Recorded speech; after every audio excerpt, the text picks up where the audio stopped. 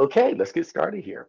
So, welcome everyone. My name is Craig DeLarge, and I'm really happy to be here today to host yet another webinar hosted by Headstream Innovation and powered by SecondMuse. We love to do these webinars because they bring together passionate voices that explore all things related to youth and to mental health. So today we're going to be talking about a very interesting topic and tool related to state level um, maneuvering and navigation as it relates to how founders of youth mental health interventions get their particular products and services sold in to respective state governments. So we're going to start out today with introductions from our panelists. So Adina Safer, I'd like you to go first in terms of introducing yourself. Hi, everyone. Nice to be here. And Craig, thanks for hosting this for us. Yeah. My name is Adina Safer. I'm based in San Francisco, and I've had the wonderful opportunity to run the residency program with Headstream, of which my co-panelists were part of the inaugural residency. My work spans healthcare and innovation and startups and consulting.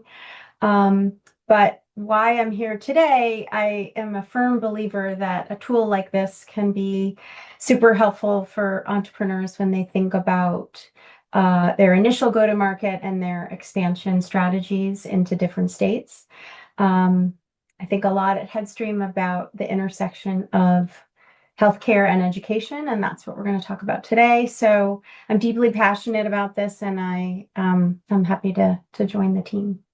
Very nice. All righty. Thank you for that, Adina. All right, Maria. Hi, everyone. It is so great to be back with this crew. So thanks for bringing us together to the Headstream team. I'm Maria. I'm the founder and CEO of Clayful. We partner with schools to provide on-demand mental health coaching for students. We've been doing that for about 4 years. And I'm super excited to talk about this because, as many of you know, the US has, 50 different markets that you have to play into. And it's been really awesome to work with the Headstream team and have them notice these dynamics and help us build something that's going to be really valuable. I'm so excited to talk more about how it's going to help you all. Very nice. Good to have you again, Maria. This is our second go round, you and I, in these webinars. All right, Stephen Moyo. Thank you so much, Craig. Hello, everybody. I'm Dr. Stephen Moyo. Please just call me Steve. I am CEO and founder of Welfie, and at Welfie, we are launching and building Health Force Academy. Our vision is to build the future healthcare workforce with a major focus on community health workers, peer support specialists, really building up the mental health care workforce and equipping them to really reach youth and families in schools and community settings. So very excited to be here today with these people who I can confidently and loudly say that I love and have come to know really in a fantastic way. And excited to talk to you about this tool that Headstream has put together. So thanks for having me. Very nice. So beautiful to have you. Okay, so now before we get to our the introduction of Amaya, who one of our panelists, and she's going to have a bit of a say. I just want to remind all participants that we want you to use the Q&A feature within Zoom to submit your questions. And there is no limit of questions in terms of volume or quality that you can ask. So ask away. And we're going to be making time towards the end of the webinar where we're going to be looking at a select number of those questions and then answering them, as many of them as we can. So with that, Amaya Lessard, I appreciate if you introduce yourself and then tell us a bit about this webinar, its purpose, and the tool that we're going to be featuring. Thanks so much, Craig, and it's great to see all of you. My name is Amaya Lessard. I lead all the research and impact work for SecondMuse North America, which includes our Headstream programming. And over the past decade, Headstream has supported entrepreneurs and founders who are working to improve the mental health and well-being of teens and youth, especially those in the US. And through this work, we've started to gain a really strong understanding of some of the challenges that innovators are facing, both historically and now in rapidly changing times. So one of the big barriers that we've noticed is entrepreneurs trying to scale their solutions from one state to across the US. And as Maria was mentioning earlier, every state market looks really different. There are different actors at play. There are different policy priorities. There are different sort of restraints that you have to take into account. And with all of those differences, we wanted to build a tool that was really going to be helpful in navigating through those and understanding, what are the markets that might be a good fit for your innovation, and where might there be some opportunities for traction and growth.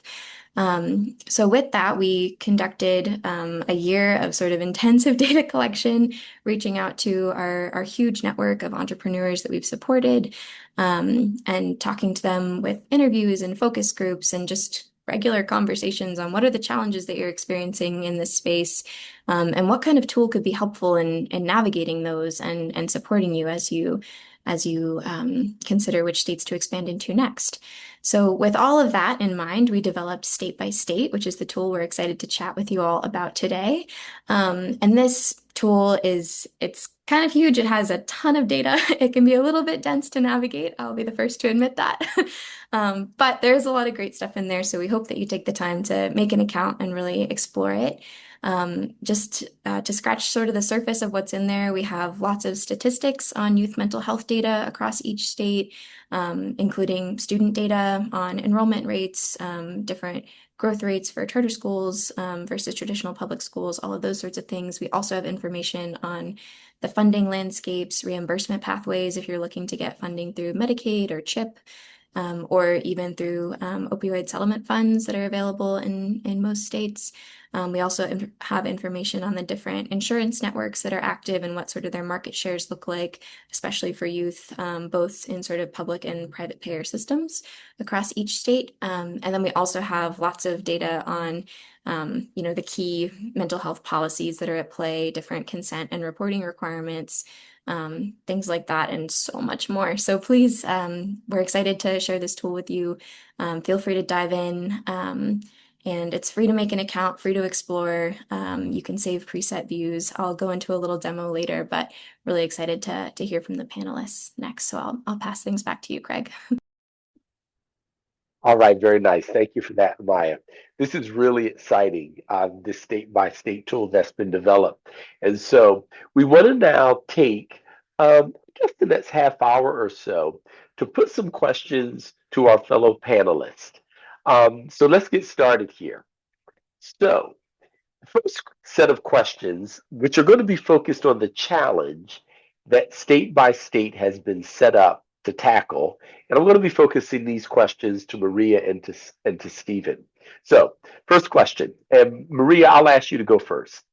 From your perspective, what are the biggest challenges that entrepreneurs face when trying to expand youth mental health solutions at the state level? And how might a tool like State by State help them in navigating this challenge? Maria, you first, and then Stephen. We want to hear from you. Thank you. Yes, I've been thinking a lot about this. Maya mentioned some of these things that vary on a state-by-state basis. I would say the things that are most present for me as an entrepreneur are the different funding mechanisms at the state level that are available to support the type of innovation and type of resource that we're trying to provide. So being able to know, okay, in Michigan, it's this bucket of money. In California, it's this bucket of money. In Florida, it looks like this. And understanding that dynamic makes it a lot, it's hard to know that, especially when you're so resource constrained, to know that for across all 50 states. So having something that can provide that information at your fingertips is extremely valuable. I also thought about operationally, as many of you might know, there's differences between parental consent in that vary by state. And that, of course, there's policy implications to that. There's privacy implications to that. But there's also just from a startup, operational implications to it. Do we need to tell this school that everyone needs consent? What does that look like? How do we process that? How do we do that at another school where they only need it for 13 and over? And what is that, or 13 and under? It really varies widely. And you might decide that the lift for getting consent for everybody is too high. And that's not a state that you should focus on in that moment because of that increased operational sort of bandwidth it's going to take up.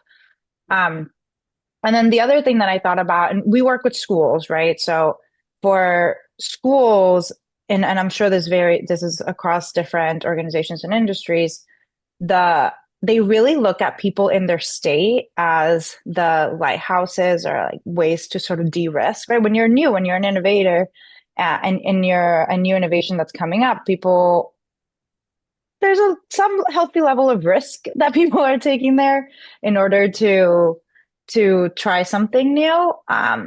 So interestingly, when you're talking to schools in particular, they don't always ask, what other customers do you work with? What are the districts that you work with? But rather like, who else in the state are you working with?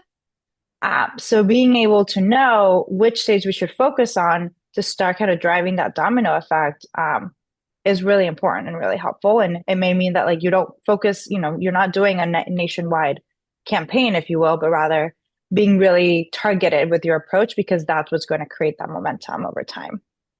Okay, very nice. Thank you for that. All right, Stephen, would you like to add to that? Yeah, I think one, I would like to double click on something Maria said, which is the resource constraint. And as you think about scaling state to state as a startup specifically, you are limited in resources, whether it's personnel or capital, and you can kind of go down the list. I think what this allows you to do, this tool, or how I'm thinking of using it, is to really plan strategically which states are similar, so there's not as big as an effort. You're entering similar markets that look alike, similar policies, a similar environment. And I think that really helps kind of on the second part of if you're out there fundraising, which, we will be soon and shortly at Welfie, which is when you're having this discussion with investors, they want to see repeatability. And it's Yes. really tough to be able to show that if you don't have numbers or a story to tell. Yes. And I think this tool allows you to start to tell a really clear story from one source where there is repeatability. We're going after states that have these policies, and here they are, right? They have this type of student population, and here it is, and these types of customers. And I think having that repeatability and ability to like decrease the sort of resource spend that you have, whether Yes. it's personnel or capital, I think is just really key. It gives great clarity for the decision makers in an organization. Okay, beautiful. So there were definitely some key themes that came up there. So this tool is going to be good for helping with the challenge of understanding your situation, the challenge of being more efficient in how you set up and plan your operations, both in terms of strategy and tactical execution. Certainly the theme of local credibility, being able to understand what the local lay of the land is. So when you go in, people have confidence that you understand that.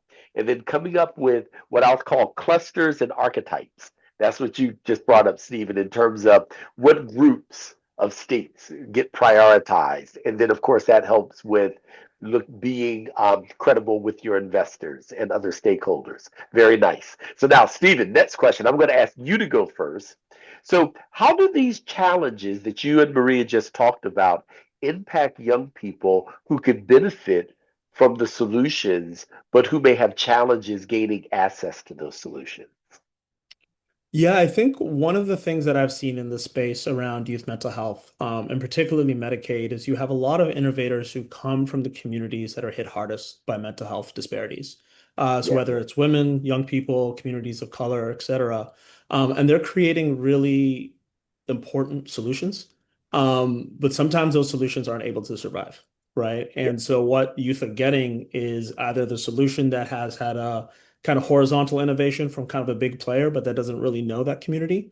yes, Or they're getting solutions that perhaps weren't designed with them or by them. And it's not to say any solution that's scaled or has been successful doesn't fit that bill.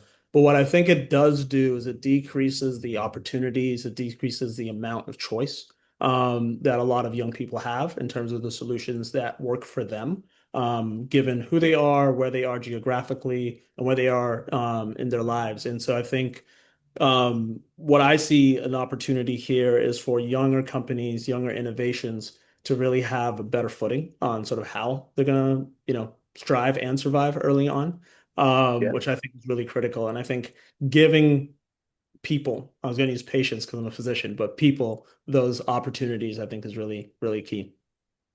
Okay, very nice. Thank you for that. Maria. And plus one, everything you just said, because that was incredible. The thing I would add is many of us are thinking about prevention as as part of a key part of the innovation, and realizing that the systems that are in place tend to be designed for helping when something breaks, when someone breaks, right? And Yeah.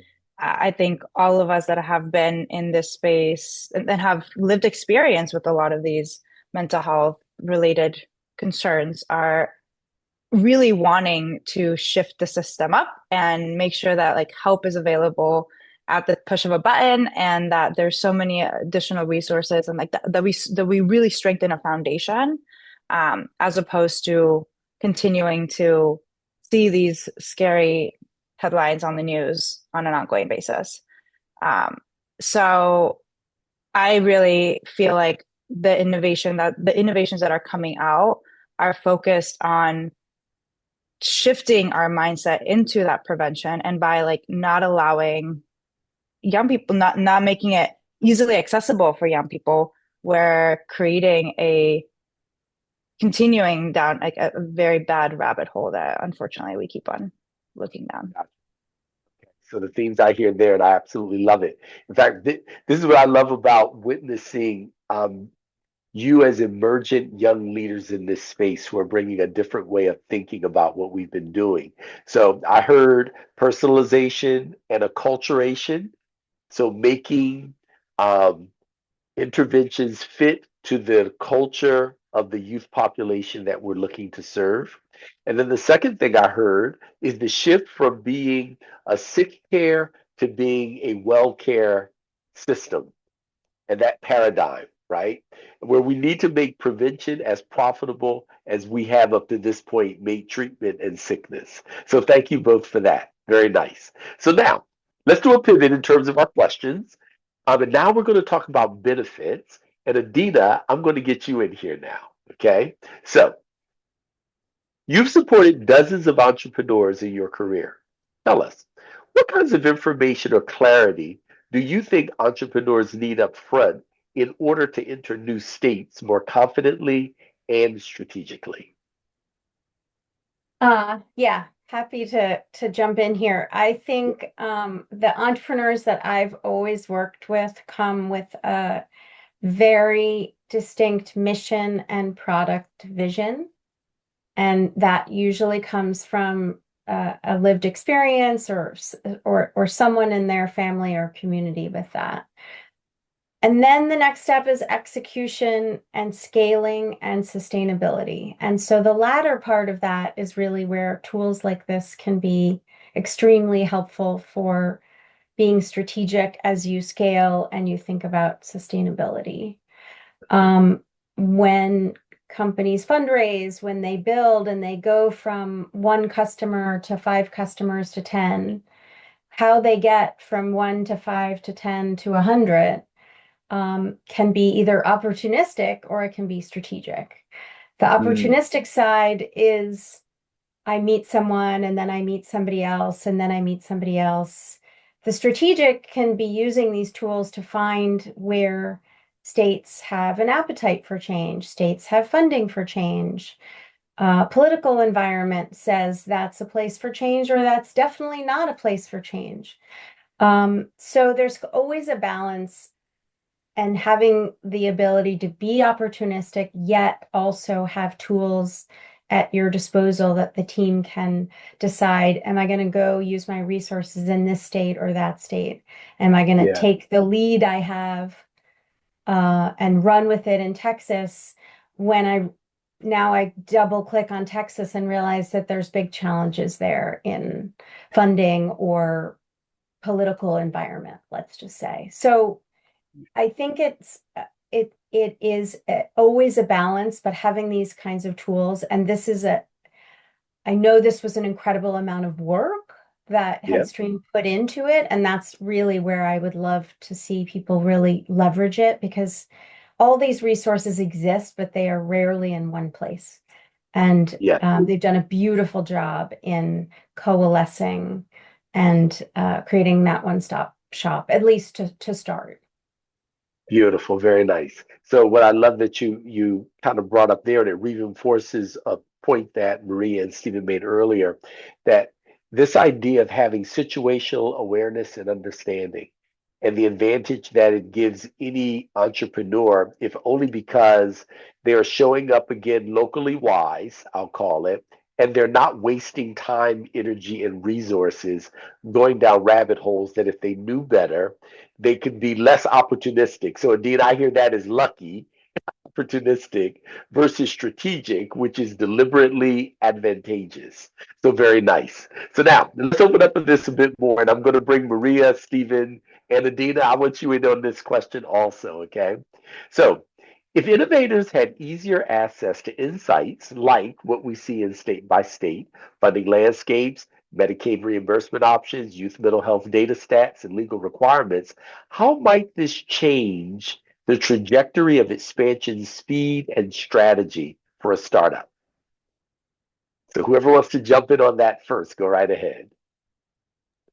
I'm happy to go first. I think one thing that I'm really excited about with this tool, and I'll probably talk about it a little bit later, is being able to confidently and consistently speak and engage investors.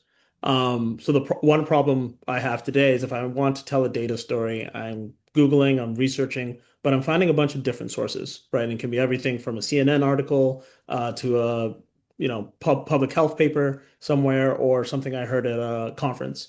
Yeah, And what to I think a cute or astute eye that looks very messy, right? It's like, well, which is the source of truth? And those are very different types of truth. And so a resource like this to me allows me to have a consistent story from a well-vetted and third-party resource, right? It's not just me saying it. It's not the CNN article that somebody randomly wrote or a Reddit post. It's a resource that has been vetted and, like Adina said, has been painstakingly curated by an industry expert in this space. And so it gives this sort of sense of credibility yeah, when I'm able to quote from a resource like this. And I think that's a huge advantage for any startup to be able to position themselves as an expert in the space based on the data that they're referencing. very nice. Okay. Maria, Adina.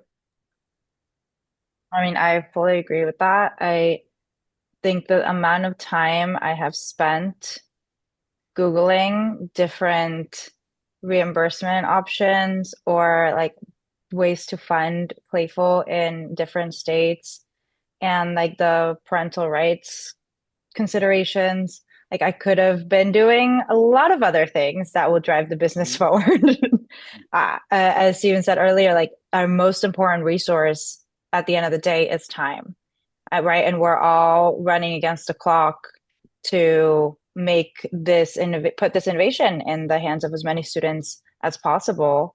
And if we can take shortcuts and do that in a way that is a good shortcut, not a bad shortcut, then because sometimes AI will give you not so great validated data. Um, Speaking from experience, so it's just such a great way to show up in a credible way, both to investors but also to your customers, right? I mean, oftentimes I'm the one educating our customers on, hey, here's what the mental health data looks like. Here's what the legal requirements are. Here's what we need to do operationally. So being able to have that at the, again, tip of my fingers, as opposed to having to Google it and do all this work to find it, is a Yeah. game changer. Yeah, Maria, I'm going to just jump in that, and that creates extraordinary credibility when you're going Mhm. in to talk to someone. And having spent decades working in bureaucracies, I know that quite often working in a company, I learn more from people who are coming in as potential suppliers because they've got an outside in view of what's happening in the environment than what I'm getting inside of the own company that I'm working in. So this sort of tool would give any entrepreneur who uses it skillfully the ability to actually become a trusted advisor of a sort, in addition to being, a valuable supplier. So very nice. Adina, please weigh in. The Oh, I think speed, oh, there you are. Okay. the speed question is a good one. I think this provides a um, a level set of content for folks to reference. I don't know if it creates a speed to market for the companies, but it provides a an education in all things that they, as CEOs and founders, need to know to fundraise, to hire, to scale, and to test their, again, as the top of the call, they have a vision, they have a product, and then they can really learn state by state what are the priorities of those states and those organizations, such that they could even tweak their product roadmap based on things that they're seeing in the marketplace. I think the other thing is the blurred lines in mental health, particularly youth mental health, is where is it healthcare and where is it education? And this tool tries to pull together both of those things. And I have yet to see a tool that tries to merge those things. And Amaya and I worked on this early on, and I think it's just a really great place to start for founders and their staff. Beautiful. And I think that's a very good point, Adina. I think that very many people really underestimate the extraordinarily intersectional nature of mental and behavioral health as distinct from physical health, in that it goes beyond the clinic into the schools and the penal system and homes and communities in a way that some aspects of physical health does not. And that complexity, you kind of have to be in it to understand it. And it's beautiful that this sort of platform can accelerate all of our knowledge and understanding of how to get our solutions to market better and faster as far as that goes at the state level. Okay, very nice. So thank you for that. So at this point, we want to make time for a platform walkthrough. So what I'm going to do at this point is I'm going to turn things over to Amaya, um, so that she can walk us through a demo of the platform. She then is going to hand over to Stephen. Stephen is going to show us a particular application, and then we're going to come back and have some audience Q&A. So I'm going to encourage those in the audience. I see a couple of questions. Keep populating your questions into the Q&A, and we're going to make time to address those. Okay, Amaya, you're on.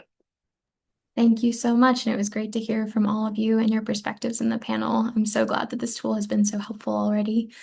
I'm going to go ahead and share my screen here and just take folks through a lightning fast sort of rundown of the state-by-state site. There's so much to uncover here, so I won't go through all of it today. I also want to give plenty of time for Stephen to show you all some of the ways that he's been using this tool already. But just to take you, this is the homepage of the site. When you first get on here, it'll prompt you to make an account. We have then this walkthrough video here that sort of demos, what all is included in this, how do you navigate it. Really encourage you all to watch this as you're getting started.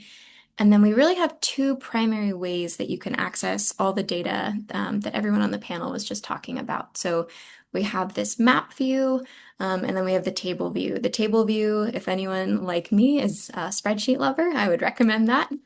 But if you're not so much, thank you, Maria. There's another one. But if you're not so much about that, that's totally okay. We also have this map view. All of the data are accessible from both places. I'll take us into the map view to just sort of see how this looks. So you can see there are all of these different sort of categories of data, and then with the drop downs, you can navigate to the different sort of subcategories and then click on the different boxes that you want to explore the data for. There are also, so we have some categorical data like you just saw. We also have some like numbers and stats. You can hover over each state to see the values for that. We also have some information on like direct sources and contact pages for different states. So if you want to learn, for instance, the SEA or the LEA contact information, you can click on these. Doesn't necessarily look beautiful in a map, but if you're just like, I want that contact info for Washington State, for instance, you can click on that state. It'll verify that you're a human, I guess. And then you can be brought right to that source material and explore from there. So we have all of that. And again, there is so much to unpack here. A huge range of topic areas. And then you can also save presets if you want to. You can take notes on things that are saved to your account. And then we also have this table view, same kind of thing. All of the different drop downs are here. You can select what you want. You can save combos of presets. And then for all of these, you can see we have a link out to the source material. So for any of them at any time, if you just want to vet, like, where did they get this number from? That's all linked out. We encourage you to click and explore. We also want to acknowledge things change really quickly, especially in the policy world.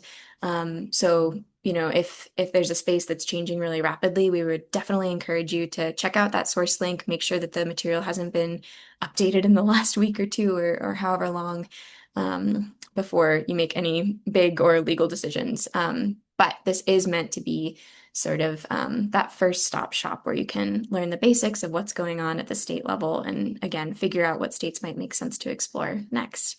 I will stop sharing here and I would love to pass it on to Steve to just go through some of the ways that you're using this tool. Awesome. Everybody seeing my screen? Wonderful. So I wanted to kind of give a few examples of how practically I will be using this tool and how I'm using it already. Just one, actually, as we were talking, and even Adina mentioned, making product decisions. One of the things our companies does is we educate youth about healthcare careers. And so we got to create content, and that content usually has to live in a learning management system. So I want to show this example here under the flagship state university. This column here, primary learning management system, to me is super valuable because we've been looking at Canvas, we've been looking at Blackboard, and there's other learning management systems that we're looking at. But now, as we think about a state-to-state strategy, or this is specifically for universities, but we know Canvas is heavily used in K through 12 as well. It starts to make that product decision easier, which is super valuable because with constrained resources, you want your product decisions to compound, right? You don't want to have to build one LMS for K through 12 and another one if you're doing community college or university as well. So this is a very kind of one-click example of how I'd use this to make decisions and how the data is super valuable.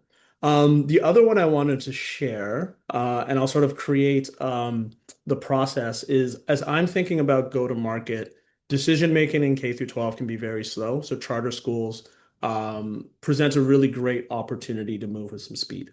So here I'm just going to click off a couple of things real quick. But you'll see charter school enrollment is highlighted, and it gives me an idea about the size of the charter school population in each state, but also the rate at which they're growing, growth in charter school enrollment, if you look over here. And so I find that really valuable as you start to put together a state-to-state strategy, you can now have some information as to why you're picking these states if you're, say, going after charter schools. I'm going to get a little bit more specific. So I live out on the West Coast, and so I can get down to this West Coast kind of 5-state focus. And some data that I saw earlier today, which I found really interesting, is actually taking a look at the state of Oregon. And I'm going to add one more layer here. I'm going to click on, let me find the right space. Give me a second here. I want to go to, I believe, yeah, I was in the right space.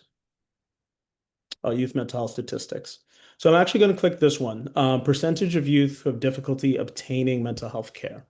So I found this interesting. So we're trying to create more healthcare workers. If we go to Oregon, our charter schools are pretty well populated there, 42,000 students. They're growing rapidly, right, at a clip of 11.5%. So that's good for my customer sales. But if we're successful there and we're creating more community health workers, more peer support specialists, I'm also seeing that there's demand, right? There's a demand for their skill set, which is 72% are having trouble finding mental health care. And so to me, as I'm looking at these 5 states, aside from California, Oregon perhaps is where I want to go next. So hopefully this gives you an example of how this can help your decision making. And then towards what Amaya said, you can save that preset, which I've done here at Charter School, go to market, or West Coast, go to market. And just simple as typing in the name and hitting save. So thank you to the Headstream team for putting this together, because you can see how it's already gonna changed my decision making, and I'm happy to share this with y'all, and more excited to share it with my team. Okay, very nice walkthrough and demo. I appreciate that. Um, so I'm going to ask, yes, Amaya is still there. So Amaya, question for you. Is there, tell us a bit about the training. So I look at this and I think, wow, this is a nice platform, but I don't quite know where to start.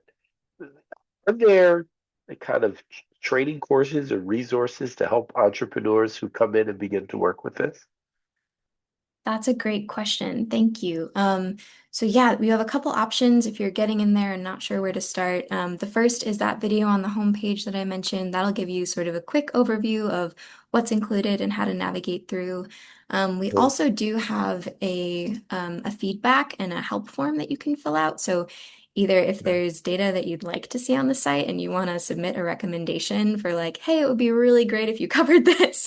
We always want to hear Yeah. that. We're always happy to iterate. Okay. Yeah. And then if you're running into any questions or challenges with using the site, please don't hesitate to reach out using the help form as well, and we'll get back to you as Yeah. soon as we can.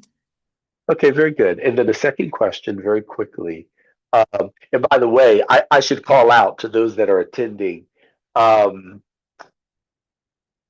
There are links in the webinar chat that you should take a look at. So a link to the platform is there as well as now a link to the feedback form. So kind of keep an eye on the chat stream at the same time that you're attending to us here.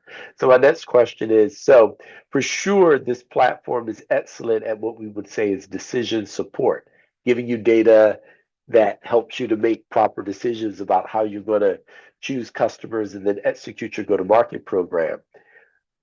That big as it is, will the platform guide as to what steps one should take after choosing the state? So to help me choose the state or cluster of states that I'm going to prioritize, does it then give me any assistance based on analogs or effective practices as to the next steps I should take? I'll direct this first to you, Amaya, and then I'm interested from the rest of you in your use of the platform. Have you used it in that manner at all? Thank you. That's a great question too.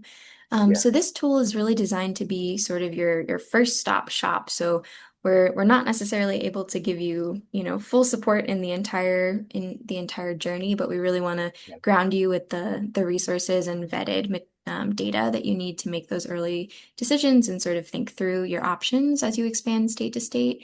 I yeah, will say though, SecondMuse and Headstream, we have a lot of entrepreneur support programming, including we have our Headstream Accelerator and Headstream Residency programs, which provide really hands-on, tailored support for entrepreneurs who are trying to grow and expand and scale their businesses. And our next application cycle, actually for the Headstream Accelerator, opens in January.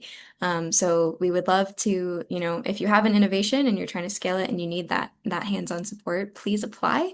And we're actually giving early access to the application for everyone who makes an account on State by State today.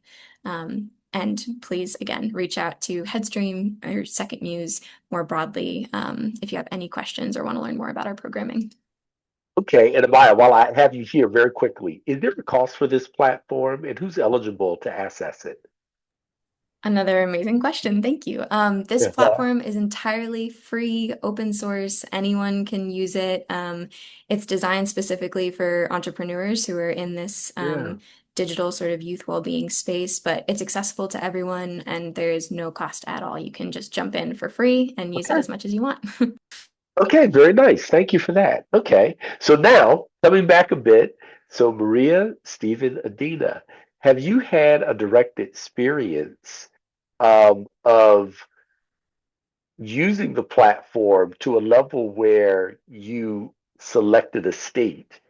And then what were some next steps that you took as a result of that? Where you might say, no, Craig, we haven't gotten to the point of using it at that level yet, and that's fine. But I'm just curious if you have.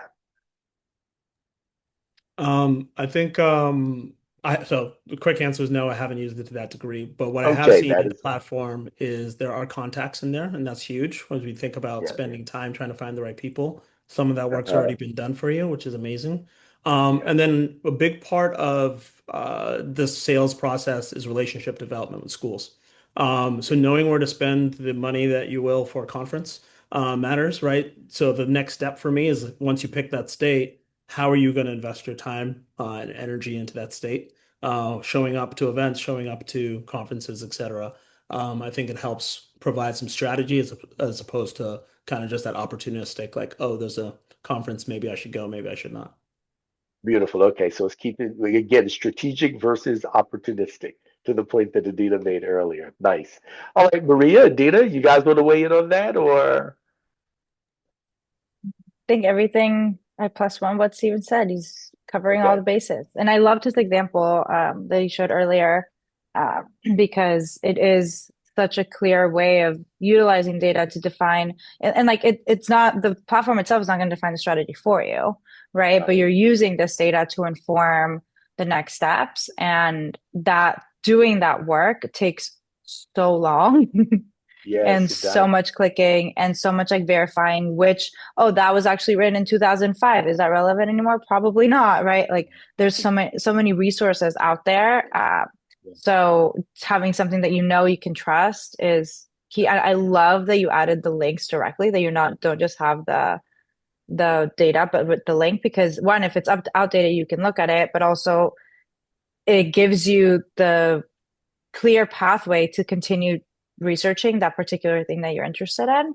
I Yeah. find that that's been almost like the most helpful part because I have a question, I go in, I go look for it, and then I can actually dive in deeper using those links. So I really appreciate that. Gotcha. Okay, very nice. Thank you for that. Okay, so we have another question from one of the attendees of the webinar, and it's on this topic of social prescribing. So I'm going to assume that everyone here is clear on what social prescribing is. Um, Doctors uh, taking the step of prescribing not a drug, but some intervention that pushes a person to get out into their community, to volunteer, participate, engage in community. The person asking this question, and this is kind of related to that topic of preventative measures, as you have been working on your own state level strategies, educating yourselves about how states are thinking about the funding of various interventions related to youth mental health, and certainly the state by state platform helps with this. Have you formulated a particular philosophy or point of view or prognosis on how acceptable you think social prescribing will be and what its potential is for funding and scaling? Does anyone have a particular take on that? There you go, Adina. You smiled first. So there Oh, you go. well, I'll take it. I'm very familiar with social prescribing because one of our companies in the residency was squarely in the center of that. Um, I think the tool won't tell you that, but the tool will help demonstrate that there are many angles of funding that will support innovative activities like social prescribing. And so there's areas like the opioid settlement funds, community grant funds. And when you think about something that is new and novel, you want to think about how to braid funding from traditional sources and untraditional sources.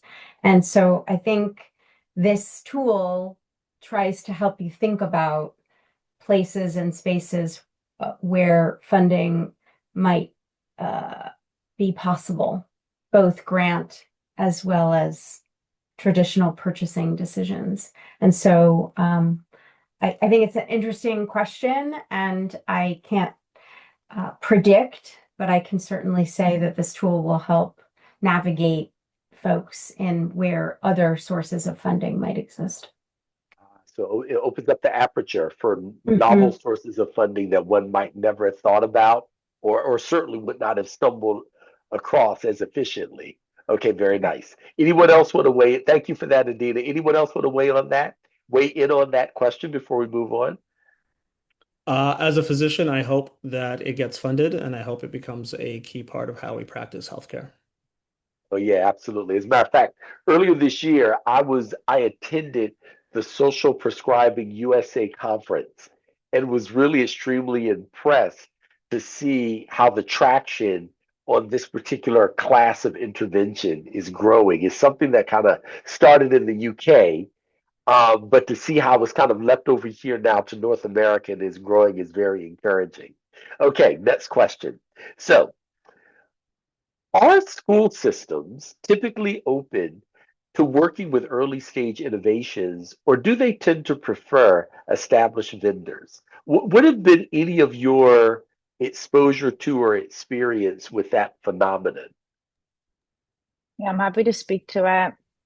I would say both. Yes, there are definitely some that are open to being innovative. I find that they, to Stephen's point about conferences earlier, I find that they often go to conferences or are like out there looking for new resources or new opportunities to support their communities. So I've Mhm. definitely been lucky to partner with a lot of amazing and innovative districts across the country. So yes, it happens.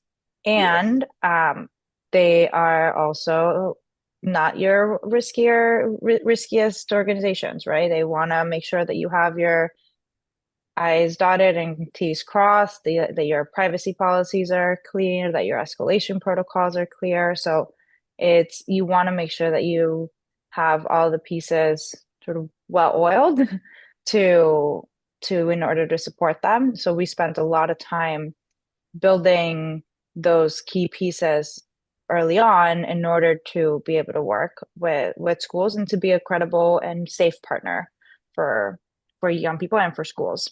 Yeah. Um, So what I'm hearing there I is yeah. I'm sorry, keep going, please. I'm sorry. No, I wanted to also share go back to my initial point, which was they definitely see the organization or the districts in their states as the kind of dominoes to fall, right? So what they always ask, like, oh, what other schools are you working with in New Jersey? What other schools are you working with in California? Doesn't matter if you're working with other schools in other states, but like they care about the work that you're doing in that particular state. Yes. So that is something to consider, and especially, and that's why having a state by state approach makes Yeah. sense. Very nice. So what I hear there is be compliantly innovative. Be innovative, but make sure you're nailing it on compliance and be locally credible, right? Because I don't want to hear about what you did, in another country or another state. I want to hear about what you did right here where I live. Okay, very nice.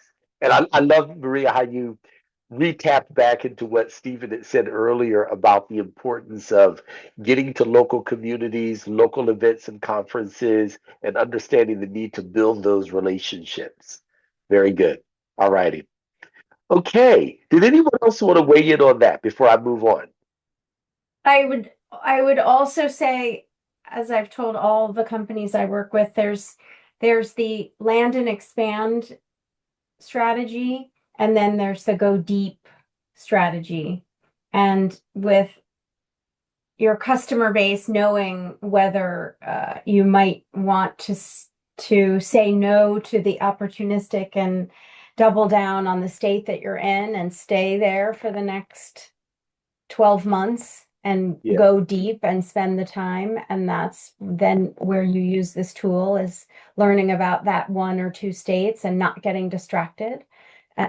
Obviously there's other reasons to go wide in your Yeah. aperture, but those relationships are extremely important. Okay, and so if I'm hearing you correctly, Adina, the land and its span tends to be more what we say an inch thick and a mile wide. But the go deep is narrower but deeper in terms of involvement, relationships, track record, evidence building, this sort of thing. Is that a fair way of interpreting that?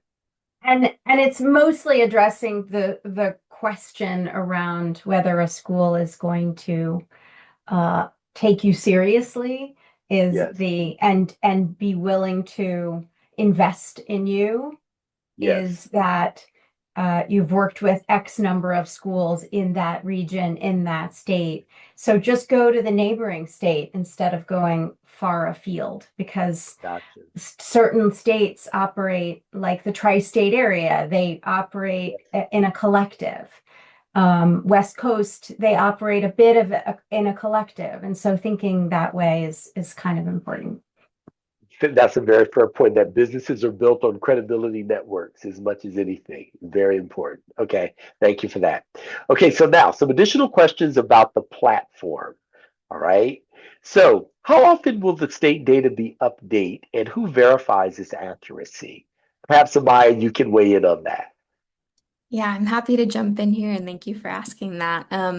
So these data are updated in at a minimum every 6 months. If there is a big change or if we get a request for a new section to be added, then it may be updated more frequently. But as we said earlier, we really want this to be sort of a first stop shop, but it shouldn't be the only place that you stop. So if you're Okay. making any decisions, especially legal decisions, we encourage you consult with counsel. Make Yeah. sure that you validate everything that's there. Again, with how quickly things are changing right now, we can't guarantee that, if a change happens tomorrow, it'll be updated the next day. But we are Uh-huh. doing our best to stay on top of it as much as we can. Okay, very good. Thank you for that. Which then so let's go from data to community. Will there be support, office hours, or communities for users who want to help each other with use cases, interpretation of data, requests for additional cases and learnings in a given state? Will there be a community layer that's built into this? That is also a very fantastic question and a really neat idea. Yeah. Right now, our Headstream community, we show up at some conferences around the country. We have obviously our cohort programming where we form communities there. We don't at the moment have any school, but if that's something that we see clear demand from entrepreneurs, then we're certainly exploring that. So Amaya, we lost you there a bit. Sorry about Okay. that. Let me Okay. try again. Say the last 20 seconds again. Thank you. Sorry about that. My Okay, that's Wi-Fi okay. must be having trouble with the storm. Yeah, so right now our Headstream programming, we have a lot of we have a pretty wide reach with our Headstream community. We have conferences that we attend throughout the year, and we have our cohort-based programming as well, where we really try to build something special. For this platform in particular, we don't currently have any kind of community forum for folks to connect with each other within the platform. But we try to always be responsive to the needs of entrepreneurs in this space. So if there's a clear demand for that, then we certainly would want to be responsive and consider how we could address that. Okay, very nice. Thank you for that. And then the next question, and I think this will be our last question actually. So within one's account on the platform, is there the ability to save research notes and to have customized data views and that sort of thing that one can save and then go back to later? Yes, absolutely. So that was what Stephen was kind of demoing earlier. We Okay. absolutely encourage you to use this platform and kind of make it your own with your account. So you can go through on the table or the map view and save specific presets and filters. And there is also a note feature.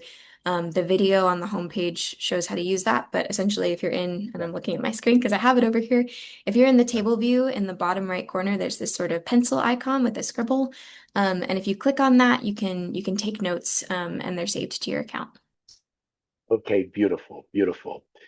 Right, so let me just pause a moment to see if any additional questions come in, as well as to give you, the panelists, an opportunity to succinctly make any additional points about this topic or the platform that you think would be useful or helpful to the audience.